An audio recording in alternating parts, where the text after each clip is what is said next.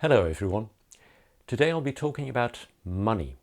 Not so much the financial or economic side of it, but the linguistic side, namely the names of coins and banknotes and values in the UK. As you know, the currency in the UK is the pound, or more precisely, to give it its official name, the pound sterling. And £1 consists of 100 pence. At least that's the case now. Before February 1971, £1 consisted of 20 shillings, with each shilling consisting of 12 pence. So a price would consist of three elements: pounds, shillings and pence.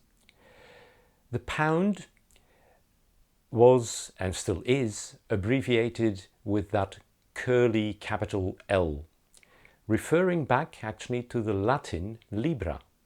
And you can still see that in today's French name for a pound, livre.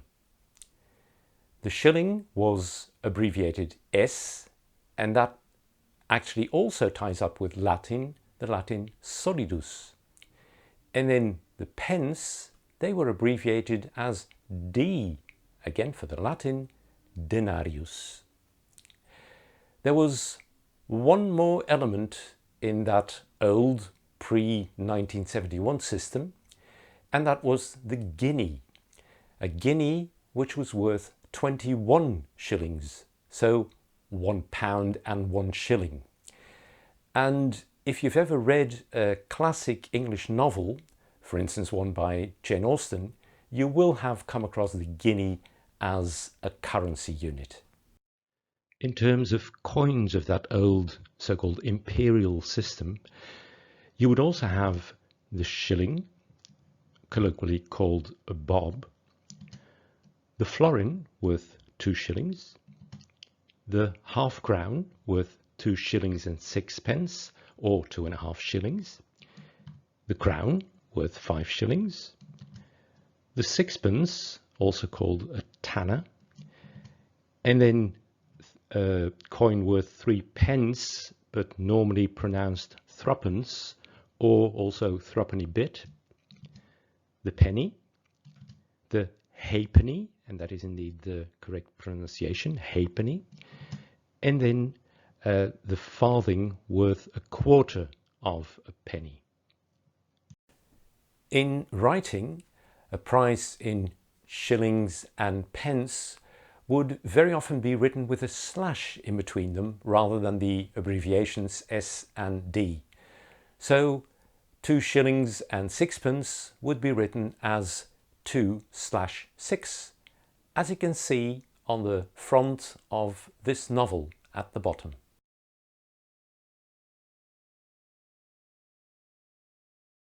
Enough about the past. Let's talk about the present.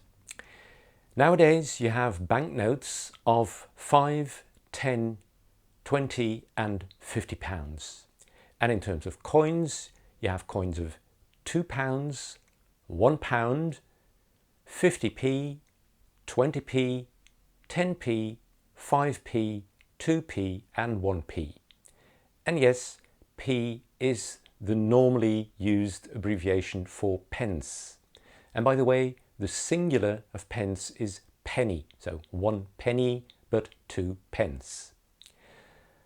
Amounts are normally said as so many pounds and so many pence. So that is £5 15 pence, or that is £5 15p, or just £5 15. And if it's obvious that you're talking about a price, you can just say it's £5.15. There are a number of informal names and expressions for money. Most people have heard quid instead of pounds. That is indeed widely used in informal English. Nikker or smackers for pounds is less widespread and to be seen as slang rather than just informal usage. For a £5 or £10 banknote, people tend to use a fiver or a tenner. There are a few slang expressions not widely used for £25, called a pony, £100, a ton, and £500, a monkey. Much more widely used is then a grand for £1,000.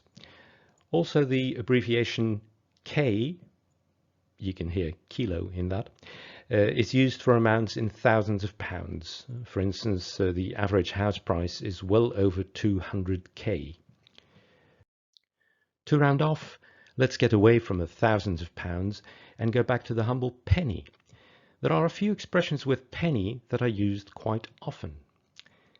If something is expensive, you can say that it costs a pretty penny. Someone who's rather mean with money is sometimes called a penny pincher. Very often those are people who are actually loaded or have money to burn.